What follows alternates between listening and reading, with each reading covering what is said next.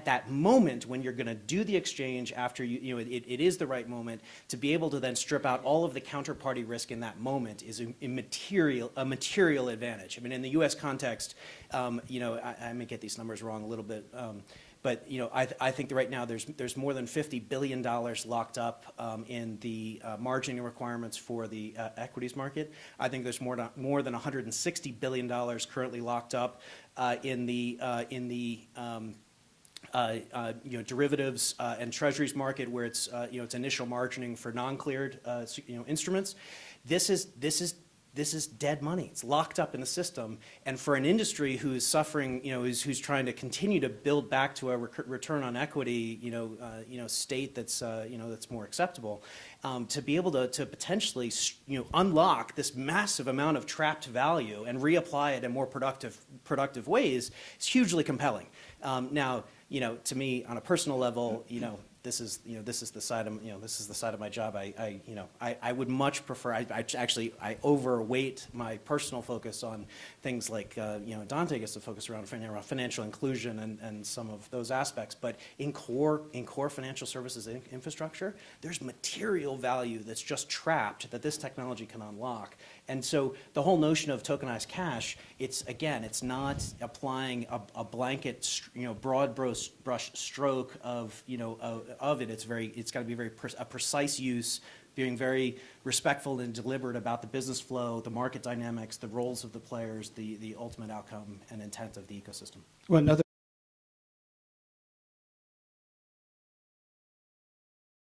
example is just think about the tens of billions of dollars of remittances that go outside of the United States every day to populations around the globe, often in developing countries, for which the privilege of sending money back home to their parents and children is charged at anywhere between 17, in some cases 17%. That's money that is not feeding people. That's money that is going elsewhere. And that could be resolved in a very direct way by the ability to just simply email or text money home. Thank you to the GBBC for hosting us today. Exciting times, right? So despite the volatility in cryptocurrencies over the last year, it turns out that Bitcoin was the best performing investment in the last decade. And just the last year, we had the big Libra announcement by Facebook, and governments around the world are developing central bank digital currencies. I mean, wow, right? I've been a financial journalist for over 20 years and just recently joined CoinDesk. And the reason why I joined CoinDesk is as a storyteller, I really wanted to be on the front lines of this exciting evolution, or more like a revolution, right? Like that's the title of this panel, the revolution of money and the future of the global financial system. So I am so proud to be here with this distinguished panel. David Treat, Managing Director and Global Head of Accenture's Capital Markets Blockchain Practice. Christopher Giancarlo, former Chairman of the U.S. Commodity Futures Trading Commission. Ed Vaizey, former UK Minister for Culture, Communications, and Creative Industries, and now a Senior Advisor at FTI Consulting. And Dante Disparte, Vice Chairman and Head of Public Policy and Communications of the Libra Association. So welcome. I have to start with Christopher and David. You're partnering together to create a digital dollar. Have you gotten the Fed governors and Federal Reserve Chairman Jerome Powell completely on board yet? Well, one thing you do as a former regulator is you don't talk about private conversations with regulators. What I would say is I think if you read the public statements of U.S. officials, I think there's a recognition that directionally the digitization of currencies is both ongoing and that is the direction of the future. And what we're seeking to do with the Digital Dollar Foundation and the Digital Dollar Project specifically is start the early thinking about what that looks like. There are elements of a potential future digital dollar that will be common to other central bank digital currencies, and there will be elements that will be very unique to the United States. And we want to begin the process of, in the areas that are common, thinking about what are the different choices and what might work better, what the different pros and cons are. And for those that are specific to a US dollar, a tokenized US dollar, what are some of the hard choices and some of the trade-offs that will be present there. So we're trying to get out in front of a direction that we think is inevitable down the road. Definitely want to get more into that a little later. But David, China is expected to launch its digital yuan this year. So can you give us a sense, both of you, I guess, a sense, a realistic time frame for launching a U.S. digital dollar? I think, Chris, you've actually been really eloquent over the past couple of days. The important part is to get it right, not get it fast. And I think Chris was asked yesterday in an open forum there was a poll as to which was going to move first, and I thought your statement was spot on. Of there is no chance that the U.S. goes first, right? I think that's a safe bet to make. And I'm now parroting your comments. What I would say, I think it would be foolish for the U.S. to go first. With the predominance of the U.S. Dollar as a reserve currency, there's almost everything to lose and little to gain by getting it wrong. There's much to learn by how other countries proceed in this area and see what choices they make. And so I think it makes a lot of sense for the U.S. not to go first, not to go fast, but to go slow, go deliberate, go thoughtful, go intelligent, marshal the best minds, and to do it in a typically American style, which would be a public and private combination. If you look at NASA, if you look at the development of the internet, all the big projects technologically that have been done in the United States have been done with bringing in that beautiful melange of intelligence, mindfulness, of project management that the private sector has been able to do, along with public sector thinking about what's in the best interest of the country. And so what we're trying to do is marshal private sector minds together so we can start thinking about this from a long-term, thoughtful, intelligent way. And it's one of the reasons we're doing this on a non-for-profit basis as well. The Digital Dollar Project is not a commercial enterprise. It's an enterprise we're doing not for profit, but what we believe is in the long-term public interest, and not just of the United States, but of the global economy. I think it's also important. We've been fielding a lot of those questions of China versus U.S., and I think it's important to put it into the wider context. I actually have my dedicated CBDC team is here right now, John and Usman. They've been engaging with central banks around the globe, and some very public, like Sweden and Riksbank, the recent announcement. Some not so, some privately. But I think the medium-term end state, and you pick your time frame for that, is inevitable, right? That there's too much value in the construct of, in our ever-increasing digital world, to modernize this third form of money and make it effective for our digital world. There's too much value that I think the medium-term end state is inevitable. I think all central banks will go down this path. I think the major question is not who gets there first, and it's not a zero-sum game.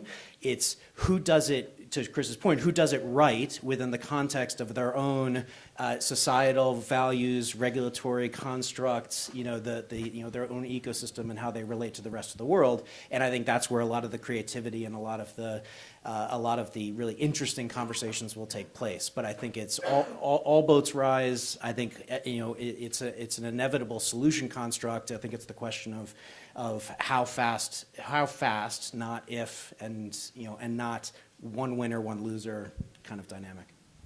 Well, there's a lot of growing conversation around stable coins as well, right? And the announcement of Libra in 2019, I would say, is arguably the most significant news in this industry in a very long time, if not the biggest news.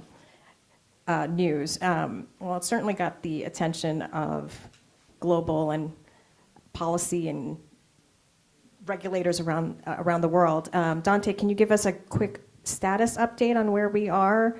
Can we expect a launch in 2020, or has the timing been pushed out? Well, first of all, it's great to be here, and I think anybody who has been tracking this conversation since the beginning, right? And you have to argue that the beginning is the 11-year-old Satoshi white paper that espouses some really, really powerful ideals. many of which have not been fully realized, in part because early adopters of this asset class have realized that many crypto projects have had wide entrances and very narrow exits. And that the narrow exit, often the first friction they run into is the regulator. It's the lack of alignment from the regulator. It's the set of common beliefs and misperceptions that all of this stuff is criminal, all of it belongs in the shadows, everything is about contravention of the system. And so to hear, Chairman Giancarlo, and to hear the conversation that in no small measure Libra brought to the main stage start to take hold, one in the Senate, two in Congress, and every central banker on the planet now has either a pilot project in process or in design, or a CBDC expert, self-appointed perhaps, but a CBDC expert nonetheless. And so in that spirit, I do think, notwithstanding the fact that we are ourselves a 7-month-old effort, right? So we're a startup functionally. Much of what Mr. Giancarlo said and David said is aligned with our own posture. Better to get it right and not run a science experiment on the planet or the types of people we're trying to serve than to get it fast. But we do think there's an enormous opportunity with the type of core infrastructure Libra is building and with a vision of creating infrastructure that's public-private, creating a technology platform that's open source. This, to me, is an all ships rising moment where we could fulfill some of the original promises that this space was designed to support and functionally answer some really hard philosophical questions. Is it really your money if you have to ask someone to send it? And is it really your money if you have to pay someone to hold it? So the thing we're trying to solve for is payments and the lack of interoperability in payments. All of the other narratives and all of the other storyboard that Libra is out for central banking and out to disrupt things, far from it. Spent my life trying to make the global system more resilient and more risk-proof and prone, and I'm not going to be a part of anything that would disrupt it. Ed? Libra deserves a lot of credit, along with Satoshi and the white paper, for actually getting us to think about what is money in a digital world. What is the role of fiat as an analog component of a digital global economy, and where do we want to go from here to enfranchise the disenfranchised, the unbanked? How do we want to move money around the globe so that we can continue to see people rising into middle class and less developed economies, so that we can empower our own currency to do more good around the globe? So I think in a lot of ways, the work that Libra's done and others, we've come to a new moment now where we're rethinking things that we haven't really thought about much for the last 50 years. And I think that's all for the positive good. Ed, I want to get you in here. CBDCs have been discussed for years. What makes the conversation stakeholders are having today different? Well, I think it's partly, obviously, Libra, but it's been a long time coming. I mean, the Bank of England has been looking at cryptocurrencies for the last 5 years. You can find numerous papers going back 5 years. And it is a fascinating debate, and it does feel like we're moving to a new phase. Whether that means that something real will happen is one thing, but it certainly feels like policymakers are getting aligned and discussing what the next steps are. I'm told that today the Bank of England is going to announce that it's in a consortium with 3 or 4 other central banks to look at central bank digital currencies as an alliance, if you like, and obviously it's already published papers on it, while saying obviously that the bank is not intending to issue a CBDC anytime soon. I think this whole debate is fascinating. If you go back to kind of first principles to do with how technology is disrupting pretty much everything we do, it seems to me in principle that of course technology could and should potentially disrupt money. But there are obviously very big issues at stake, because from a policymaker's perspective, of course, money is at the root of your sovereignty. And indeed, coming from a country which has just voted to leave the European Union, one of the factors behind that, I suspect, there are many factors, was the single European currency and the recognition that the further down that road you go as a group of nations, the less sovereignty you have as an individual nation. So the stakes are very, very high. And it's interesting as well whether you can, whether there is a first mover advantage or not. I think I agree with you that there is not a first mover advantage necessarily. It's not necessarily an Amazon versus Walmart moment, because in theory, when the US chooses to move, the US will have all the power, but nevertheless it's still worth thinking about. And I think it's also worth thinking about what we really are talking about when we are talking about a digital currency or a stable coin, for example, because on the one hand, of course, what Libra and the whole debate has done is to move central bankers' attention to payment systems and the fact that people are moving away from cash. And in countries like Sweden, 90% I think of all transactions are now digital transactions, and a whole host of policy implications that arise from that in terms of making inter-country financial transfers easier through to the unbanked. But there's a big leap forward when you start talking about a central bank digital currency and the implications for the banking system, for credit, for loans, for the circulation of money around the economy and the many ways that's used. So they are, to a certain extent, separate but related debates. And I was just going to add one quick point. Having almost had like the world's focus group on CBDC, from central banks that are really serious about it and deeply into it, and others for whom they might have learned on June 18th what a CBDC was, or courtesy of one of Accenture's great white papers, is that much of the conversation, and I'm sure this would be true of the Fed and others. In fact, the Fed gave a speech not long ago outlining that there may be interesting opportunities, but it would happen at the wholesale level. And to me, that's incredibly compelling. It's a demonstration that, again, these two ideas are not mutually exclusive. The last mile and the retail level opportunities remain wide open space. And if you think about what Libra is trying to do in that sort of bracket, it's about tearing down the walls that make current, even very efficient payment systems walled gardens. And the second you try to pay across that border, a PayPal user can't pay a Venmo user, for example, notwithstanding the fact that they're both owned by the same firm. PayPal owns Venmo. And so if you build a network that is interoperable and allows for low friction payments across these types of platforms, then I think you have a world in which CBDC can exist, but also support last mile opportunities that would drive the business case for financial inclusion and cutting out cost from the system. Yeah, it's part of our journey and part of the reason why 4 or 5 years ago we formed the team and we made heavy investment in this space was as we looked at the influence that distributed ledger technology blockchain would have on a variety of different use cases in different contexts, we kept coming back to the value of tokenized cash for those use cases and you know whether or not it's the direct exchange of tokenized cash versus tokenized securities in a capital markets context, the payments, whether it's wholesale or retail, the remittance, the cross-border payment, you know, various use cases and facets to it, kept coming back to core functionality that was required and value that was unlocked through this capability.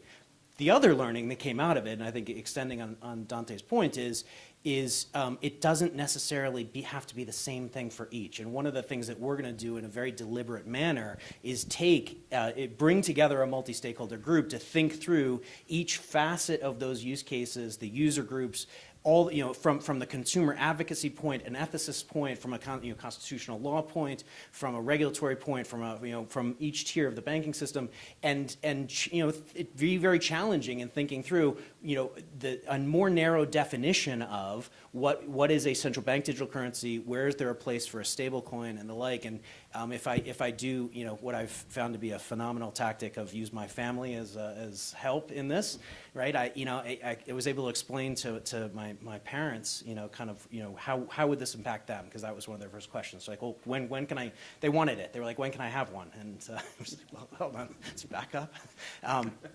You know, and drawing the distinction, the one example I keep going back to is I doubt that it will be a relevant part of the conversation to go to the Fed or the Fed or the Treasury and say we want to take advantage of the programmable nature of what a tokenized version of cash could be, and we'd like to modernize the food stamp process, right? Food stamps, you know, a paper token to enable on a benefits distribution basis people who need it to go get milk, eggs, cheese, get food for sustenance. It may be much more natural to take advantage of a stablecoin construct where you have a very specific purpose, a very specific construct, very specific set of business logic, different stakeholder groups, and drawing upon the same underlying foundation, go use case by use case, and really distinguish and be more narrow and specific about our language as to what we're using in what context and why. Well, will CBDCs or private stablecoins ultimately be the end of cryptocurrencies? The short answer, no. I think if you think about the experimentation, and you really have to treat it that way, right? The last 11 years of this asset class and this innovation and what blockchain is now starting to do as it was handed over from small technologist teams to the enterprise blockchain domain, and I'm sure it's created a lot of job security for our friend David and many others, which is good. I want your job security. What you've seen in that round is that we're now moving into a very, very real realm. As an example, I serve on the Federal Emergency Management Agency's National Advisory Council, and to be able to submit a set of recommendations around the use of blockchain to help support disaster relief and speed up the identification of a potential beneficiary in these things, we needed those last 11 years to make these types of recommendations credible. Mr. Giancarlo would have a hard time convincing the Fed that any of this stuff is out of beta unless we had those last 11 years. So we have to pay real serious homage to what has transpired in the space and all of the incubation, the radical ideas, the innovations. But we also have to realize that even amongst the most radical crypto utopians, the idea that people should have self-sovereignty, that people should really own their assets, and that digital twinning can be a real thing without being a threat or a contravention to the rules-based system, that's an important concept. In no small measure, because the way we run things has reached its point of diminishing returns. We have 1.7 billion people without a bank, 1.3 who are underbanked. 50% of the American households can't withstand a $500 setback. So short of large-scale, trusted digital transformation, I don't know of a better way to pull more people into opportunity. And Dante takes us back 11 years. Let's take even a broader historical approach. The predominance of the U.S. dollar as a global reserve currency that we've experienced over the last 2 or 3 generations is really actually unprecedented in global history. At more times in history, there's actually been a prevalence of various different currencies used in commerce, and not all of them issued by nation states. We've had joint stock companies issue currencies. We've had railroads issue currencies. So in most of human history, you've had a balance, or at least a multiplicity of different instruments. And if you look at the period of the European exploration of North America, multiple currencies were used throughout the east coast of the United States from different nation states, many European, Dutch guilders, French francs, the English pound. Interestingly, from the 1600s to the 1700s, the most desirable currency was the dollar, but it wasn't the American dollar, it was the Spanish dollar. Of course. And the reason why the Spanish dollar was actually considered the one to have, even though many were in use, is it actually had a couple of technological advantages. One is it didn't use European silver, it used New World silver, which was more consistently pure than European silver, and therefore the consistency of the Spanish dollar was considered better. But the other part of it that's very interesting is it was minted in a way that could be equally broken up into 8 pieces, known as pieces of 8. Therefore, it could be fractionalized. And when we think about digital currency now, one of the advantages is fractionalization. So technological advantages of one instrument over another were often distinguishing characteristics. And many currencies used in global commerce were also the norm. So we've had this period of time where we think about nation-state currencies as the only form of currency, which is relatively unique. We think about one as being predominant, and personally I think, the world has benefited from the dollar's prominence in global commerce. I think there's not just coincidence, but I think there's correlation that the period of globalization of regional markets into one global market, what we used to call globalization, that's taken place in the Second World War, has coincided with the dollar. So I think there's a good reason for the dollar to remain that, but I also think that historically speaking, one shouldn't expect that there would be only one instrument in global commerce or one instrument offered by nation states. At least historically speaking, it's been more vive la différence rather than... Absolutely. I think that's a great tour de raison. You've sorted out my dinner party chat tonight. I'm going to look unbelievably impressive wherever I end up having dinner, particularly the pieces of 8-bit, which I love. But to a certain extent, I keep coming back to the sovereignty thing. So the great thing about coinage, for example, particularly in Anglo-Saxon Britain, is you can trace who's up and who's down in terms of different kings. And the minute you on the march to take over, you started to mint your own currency. So that is perhaps why Libra has attracted so much attention, because one of the aspects of Libra you can't get away from is who is behind it and the brand behind it, and whether this is simply another Mark Zuckerberg play to keep more people on his platform, or whether finally Facebook is going to become a nation state with 2.7 billion citizens. So of course, in theory, digital currencies and stablecoins, private and public sovereign coins, will take over from crypto and Bitcoin, because they're very different things. Bitcoin is an asset that you invest in, like gold, and in theory, there's no reason conceptually why Bitcoin shouldn't be like gold. If we decide that some funny-looking metal that we dig out of the ground is going to be a store of value that's going to go up and down depending on the circumstances, we can decide that a series of ones and zeros can be a store of value. But digital currencies and stable coins are very different. What I would say about Libra, and you've got this, you've got the Swedish governor, for example, saying Libra is a catalyst, is this point about the unbanked, which I think is really a valuable point to make, because it's a great challenge that is being laid down to central banks and governments.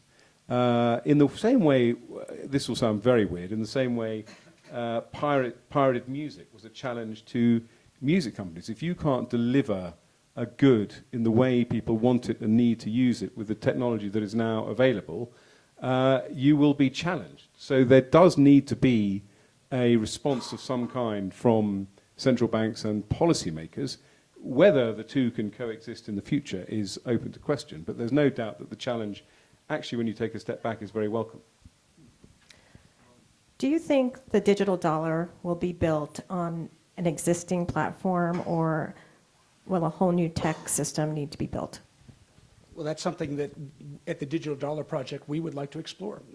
Way too early to say, but certainly being able to use existing technology or new technology would be something we'll be spending some time with some thoughtful people thinking about.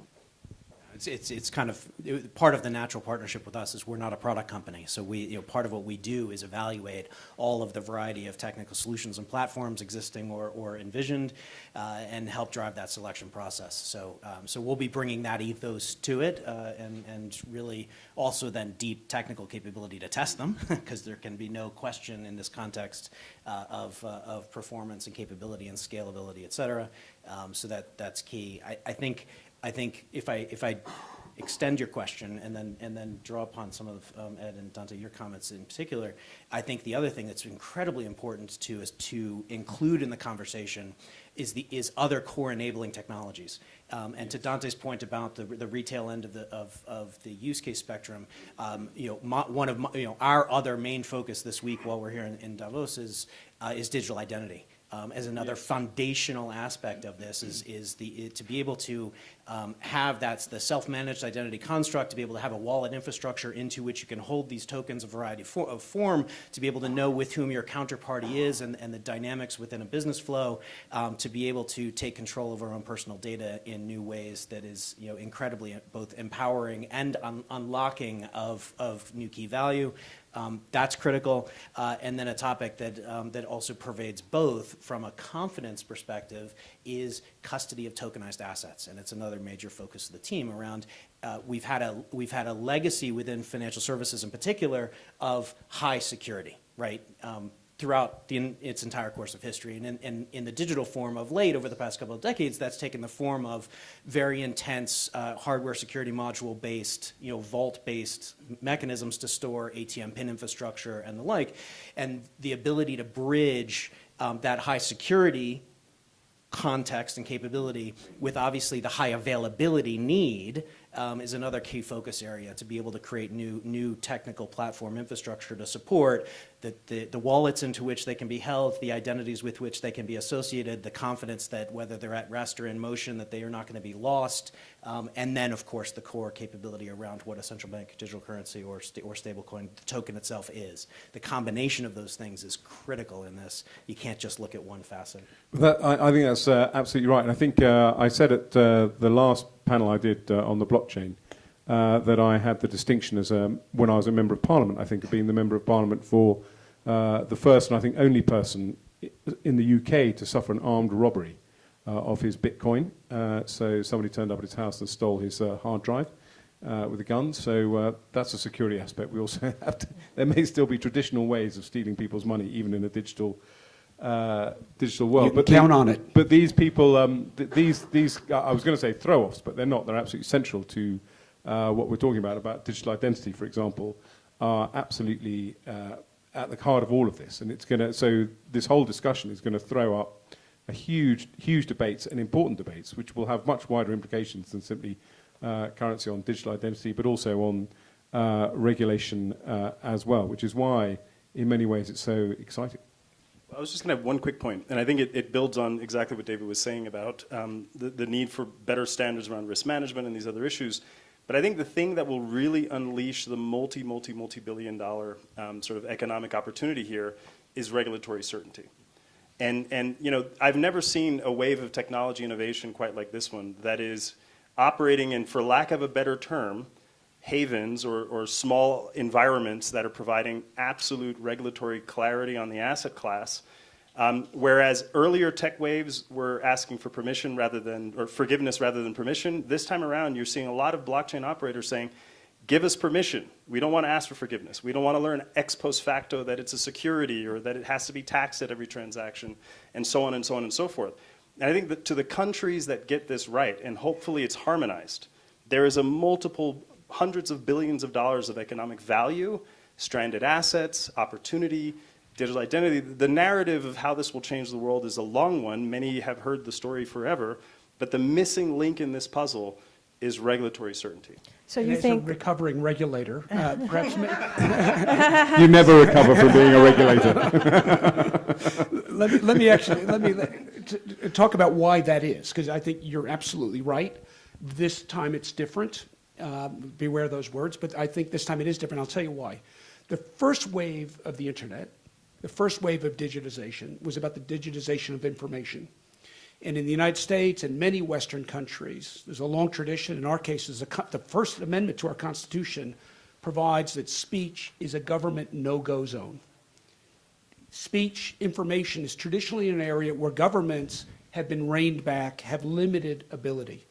But once you start talking about people's money, governments have been in there from the beginning and will be in there to the end. Banks have long been regulated. Marketplaces for the exchange of things of value, long been regulated. Government, it's got its claws into value protection, and the peoples of our democracies have demanded it. So they are rightfully there, and they are not going to yield easy. And take that a step further, that role of government has manifested itself in legislation that is old. In the United States, most of it was created in the 1930s following the financial crisis of that time, and at the state level goes back even further. In the UK, a lot of it goes back at the Financial Service Act of the 1980s, and others. Some of this legislation is old, it's voluminous, it's detailed, it's complex. And what have we got now? We've got this sudden explosion in the digitization of value, and it's running smack headlong into a regulatory state that's long. And the other thing about regulation is it's designed to intermediate. If you think about the way regulators approach any ecosystem, whether it's healthcare, whether it's banking, they look at the ecosystem and they say, okay, who are the intermediaries? Where are the bottlenecks? Okay, fine, you're registered with us. You supply us with information. We're co-opting you. So regulators intermediate spaces, rely on intermediating, and here comes along a revolution, in many cases disintermediating. And so there's challenges in this. And so you're absolutely right. This time around, the notion of don't ask permission, ask forgiveness is just not going to work. This time around, engagement with the regulators is critically important. And I think done right, and we at the CFTC worked hard, Project Innovate, which you probably had a hand in, is a perfect example of how regulators can open their doors to innovation, learn from it, and then adapt to it. So it can work, but it's got to be done right. And the innovators that come along saying, we're just going to talk to the regulators last, are going to get that wrong. I want to ask people who know what they're talking about, which doesn't include me, what do you think about the two arguments against a CDBC or CBDC is bank lending. What's the impact on bank lending? And what's the impact on privacy? If we go to you stole my question. Oh my God. I'm so sorry. No, that's okay. I'm going to pause. No. Yeah, so I'll take it in reverse order. On the privacy aspect, core to the design, right, is what. It's interesting. The technology enables. You have to pay your taxes under this You have system. to, absolutely. It's really annoying. And if you take so again, going back to the whole framework of thinking through use case by use case and narrowing in and being more specific about what we're talking about. In the case of central bank digital currency, we're very specifically talking about a third form of official central bank money. It has a new form. It has new functionality associated with it. That functionality then engenders choices. And values that, again, country by country will play out in different ways. In a U.S. context, and as Chris was describing the Fourth and Fifth Amendment, and the values from a U.S. Financial ecosystem perspective, the choices I will assume, and we will test, but I will assume that we will configure those choices in those platforms to ensure the commensurate degree of privacy and self-managed control that you have in the other forms of central bank digital currency now, largely being paper and coin versus account and message-based formats of it. So the fun for me, the fun part about all of this is that the technology unlocks incredible options, and the technology in this aspect is not the hard part. It's the ecosystem governance and policy and social value consumer advocacy choices that we'll make to then configure those platforms to meet them.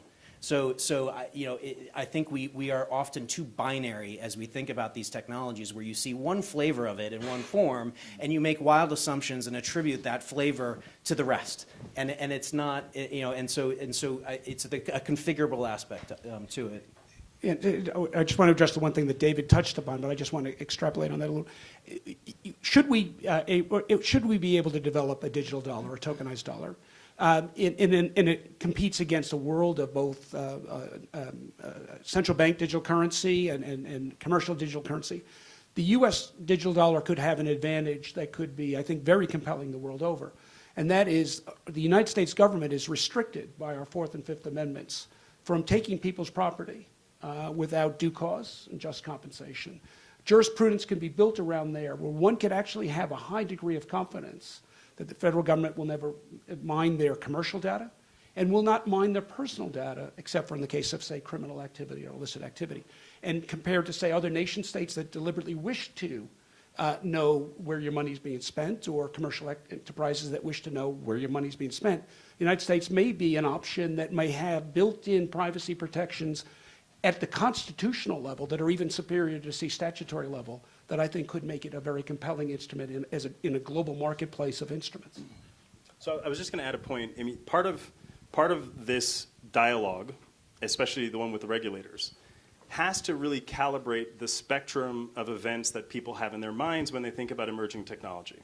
So if people talk about AI, the end state, the doomsday scenario is the Terminator and HAL 9000. When people talk about blockchain and cryptocurrencies and digital assets, a world of total circumvention of financial norms, of compliance, of sanctions regimes, and so on and so on and so forth, and then ransomware is an everyday event. But there's also a middle ground, which David hit on perfectly, which is that you could build a 21st century payment system or token or new security and so on and so forth that is conforming to the rules and the regs, and that is a privacy by design approach and so on and so forth. So what we've seen, at least in the experience thus far, is the regulators with whom you could have the best conversation, have a technology neutral approach, they regulate the activity, not the tech, and we've also tried to push them a little bit on regulate the economic behavior of the asset and don't create a catch-all approach where everything that is digital or everything that is crypto is one big broad brushstroke. So if it behaves like a security, it's a security. If it behaves like a payment token, it's a payment token, and so on. On your first question around bank lending, I'm going to generalize it a little bit just to play to my own background.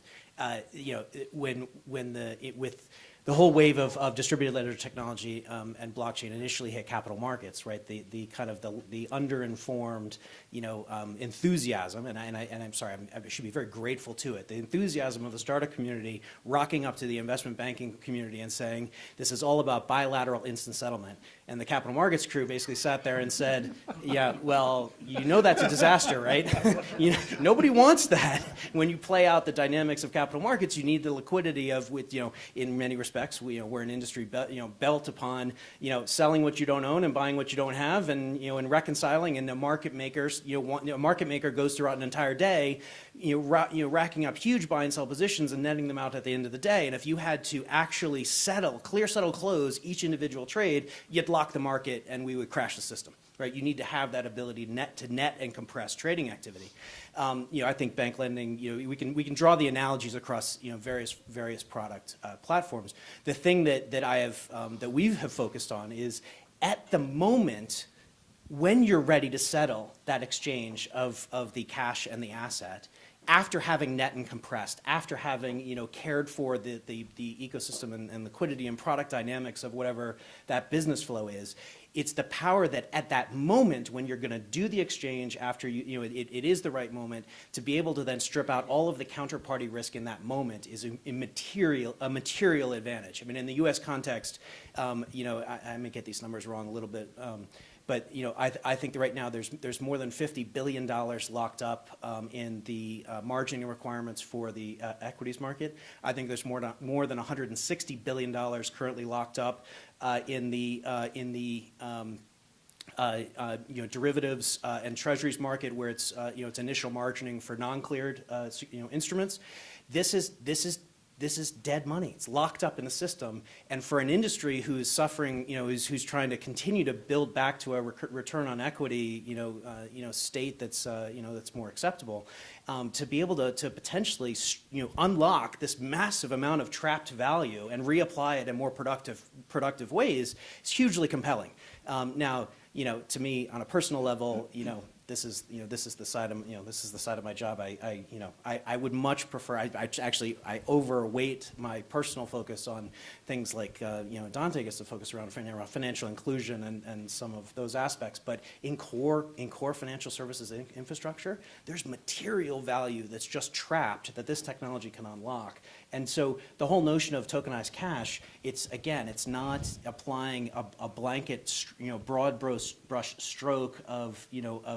It's got to be a precise use, being very respectful and deliberate about the business flow, the market dynamics, the roles of the players, the ultimate outcome and intent of the ecosystem. Well, another example is just think about the tens of billions of dollars of remittances that go outside of the United States every day to populations around the globe, often in developing countries, for which the privilege of sending money back home to their parents and children is charged at anywhere between 17, in some cases 17%. That's money that is not feeding people. That's money that is going elsewhere. And that could be resolved in a very direct way by the ability to just simply email or text money home. Well, and if I can, because when people say remittances, they think of the developing world example, for which it's the most important cash flow on the planet, biggest in the world as well, but bigger than FDI and ODA. But I'm from Puerto Rico. Post Maria, Hurricane Maria, sending $1,000 to the island of Puerto Rico, both sides of the payment spectrum are KYC'd. It's a $30 experience if I want the $1,000 to arrive the next day.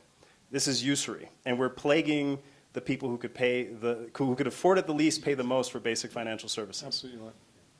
And you can take that even further. After a disaster like that, with a digital dollar, but other digital elements, the ability to micro-target, to simply say the money's on your phone, go buy food in the event of a crisis. I know your bank's shut. I know the post office is shut. I know everything's shut. The money's on your phone. These are all positive, but for Dante, for Libra Association, how do you convince an increasingly skeptical public that Facebook and other member companies are not going to be mining their data? All these privacy issues are of top concern. Yeah, you're spot on, and I think the first, many didn't like the initial messenger, but liked the message, and I think you hear that on today's panel. And if you stay for the next panel, not to give a senseless And it's not plug. a personal statement, though, because we loved you. It's okay. The irony I found was that when people were texting me on WhatsApp, "What did you do? You sold your soul." I found it ironic that they were conveying that on a two-way secured encrypted platform. But nevertheless, I think They should have sent it on Signal. to answer the question very seriously, I think the way to ensure trust in this new institution is very distinct from trust in any one particular member or actor in the institution, is governance. And I don't say that lightly. So this technology, from the moment it was announced, bearing in mind that the Libra blockchain is in testnet, has been open source, step one. When was the last time a big tech firm committed code and capital and this kind of initial incubation to the market in that manner? Step one. Step two, every member of the project is empowered and endowed by our sort of constitution, for lack of a better term, with the same weight, power, privilege, et cetera, as Facebook.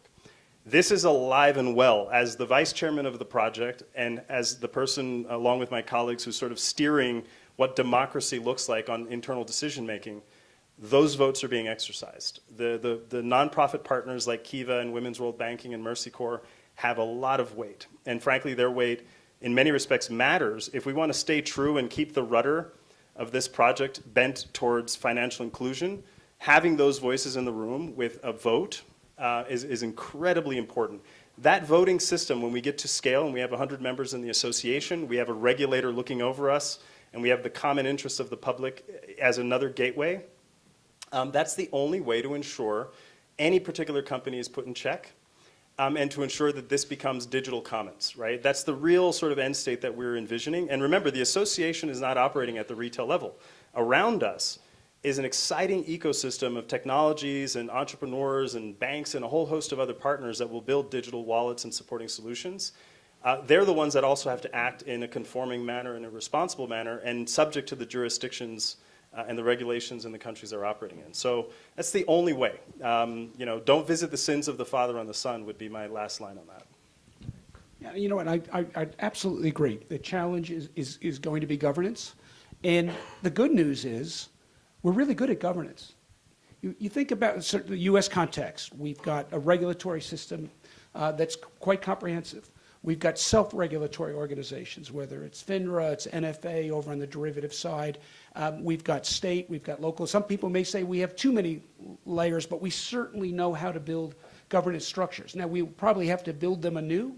We'll take some antecedents of the old, we'll have some of the new. But I think that They're not always effective, though, governance structures. they sometimes fail.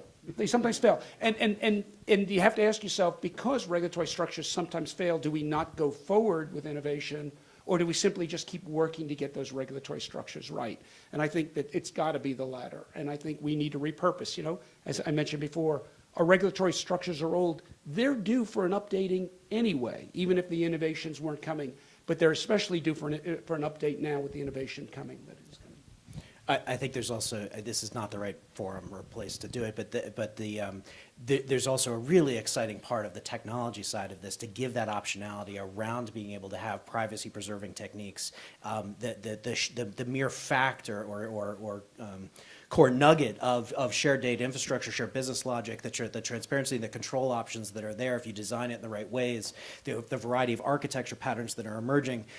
There's some really incredible work underway by a whole bunch of parties, and a lot very much in the open source domain. All of that is going to create, I think, is creating incredible options to have effective privacy design from the start and clarity as to exactly who is accessing what. I think in our prior period of tech innovation and explosion, the winning digital business was the one who could accumulate the most access to the most data, no matter how they got it.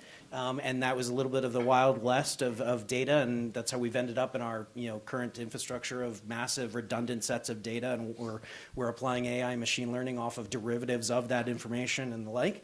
I think the period that we're moving into is the one where the winning digital business creates the most trusted relationship between them and the individual, or bank to bank, or whatever the combinations are, and there's tech to now support the ability to do that, and the ability to be able to prove that I was meant to receive this data. I'm meant to hold it. I'm meant to apply it. Here are the intent, rights, and obligations. I intended to give it to you. I gave you a set of rights with it. You have obligations back to me. We can audit that. We can control that.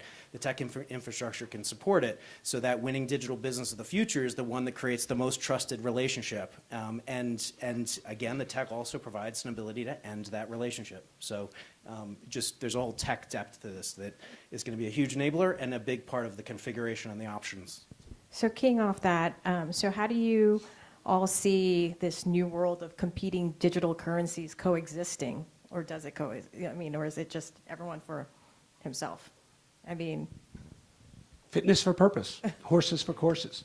And that's the way it's historically always been. And I think my guess is that's the way it's going to be in the future. Well, and this gets a little bit, not to go back to the beginning, but I think the geopolitics discussion should be carried forward a little bit longer.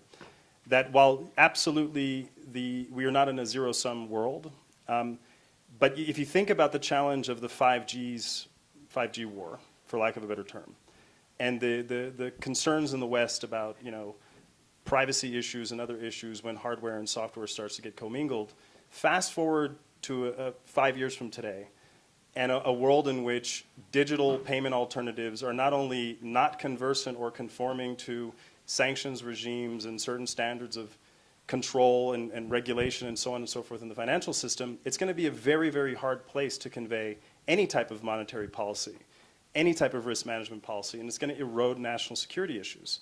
So in that world, what I would like to see, as someone who spent a lot of time in the national security world, is a vigorously competitive private sector, where we're not precluding any actor from participating, and that's part of, I hate to say it, what Libra evoked was the innovation is great, but we don't want you particularly, and particularly the parent, sort of the incubator of the project involved.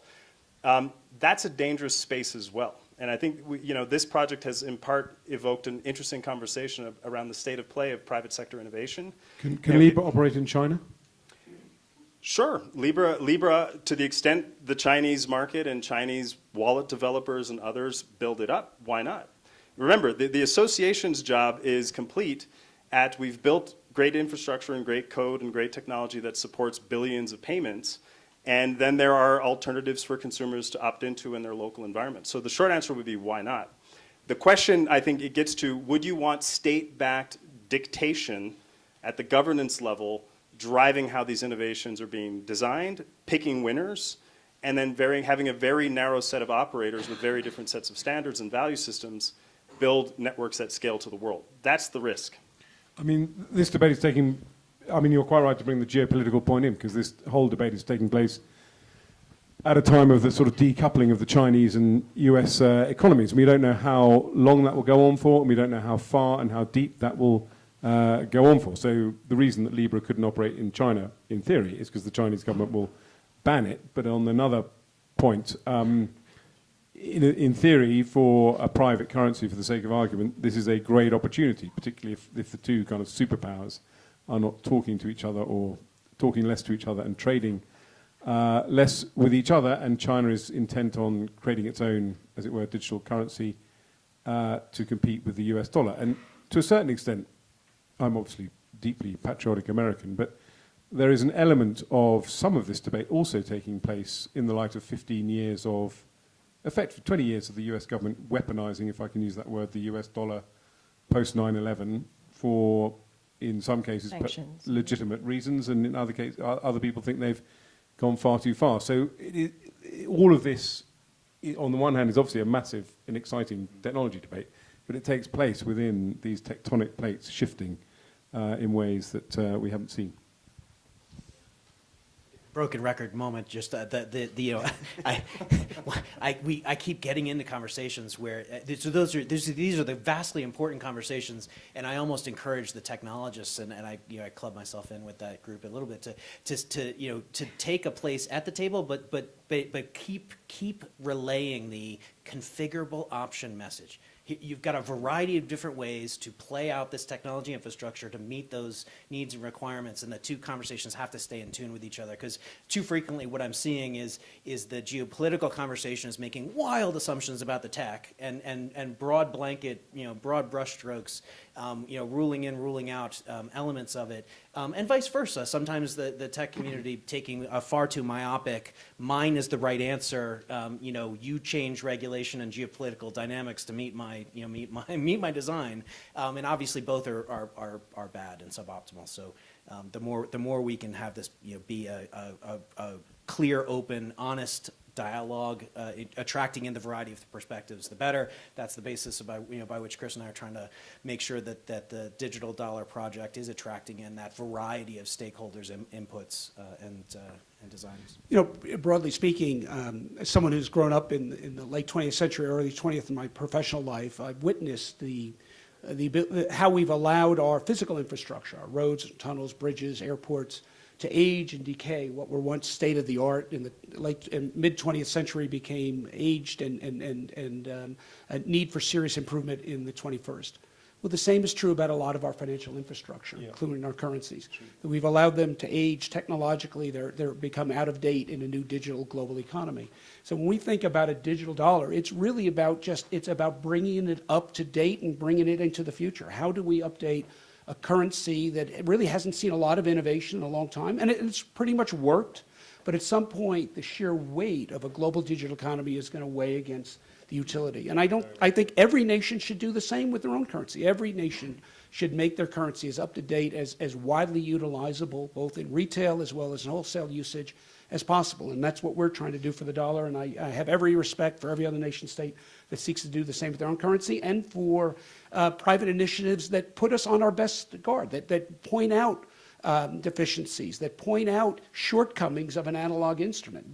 In many ways, what Libra has done is pointed out the deficiencies of analog central bank currencies, and has caused us to rethink, or how do we go forward into this digital world with a currency that is as fit for purpose as possible.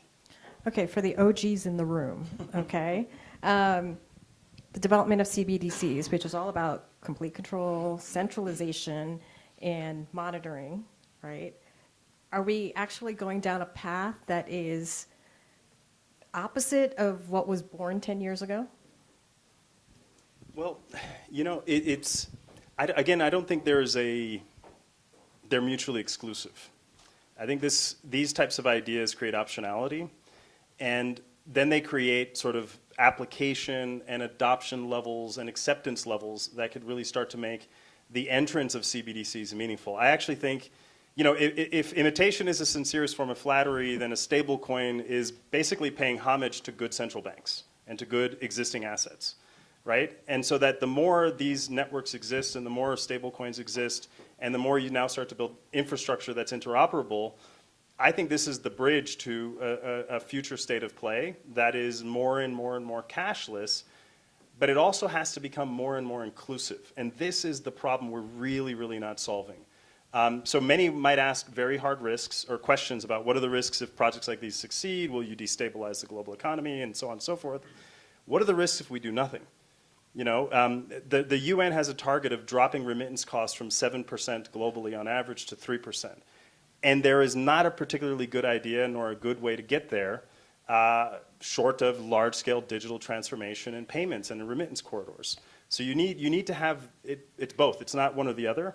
To the crypto purists who are long and who have the privilege and the wealth and the opportunity to be completely self-sovereign, they've learned in the last 11 years that when you are, in effect, your own bank, you carry on your backs the risk of being your own bank.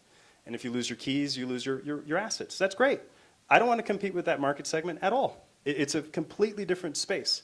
The opportunity here to scale to hundreds of millions, if not billions of people, requires public-private approaches, and it's about optionality, not about removing choice. We're going to wrap it up very soon. I want to leave a little room for at least one or two questions. But as I was researching you guys, only one of you has a nickname. Well, sorry, that you know of. Right, you're right, that I know of. So I have to ask you how you really feel. No, we're all family here. How you really feel about your moniker, Crypto Dad. Well, my kids love it. But what I would tell you is it came about in the most unlikely ways. I mean, who would have thought testifying in front of a dusty Senate Banking Committee hearing would have resulted in 45,000 Twitter followers calling me not only Crypto Dad, but a few other names as well. But what you realize is you don't ask for something like that, but then it can provide certain opportunities. And T-shirts? Yeah, T-shirts. Merchandising. Right. Did you trademark it? Good idea. You better now, because it'll be trademarked in an hour.